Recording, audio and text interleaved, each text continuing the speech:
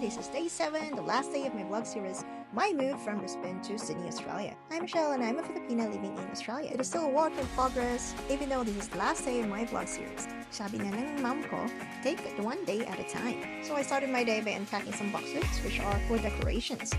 And then I opened another box, and these are all for printing and stationery items. I don't have enough space yet for the decorations, but that's fine. I can always arrange them later. Hindi ka magpa-stress. My mom always told me to not get stressed and be relaxed. Then I disposed some more boxes. It's a never-ending disposing of boxes. Then I cleaned the house and I did the laundry. Then at night, I made dinner and my husband helped me. We have some boxes again. We need to set up the second room, which will serve as the office room as well. And of course, we need wine. So we had the wine with our roasted chicken. This week has been joyful and tiring at the same time for both of us. And I would like to thank everyone who supported me and followed me through this vlog series. Watch out for more videos. See you again next time.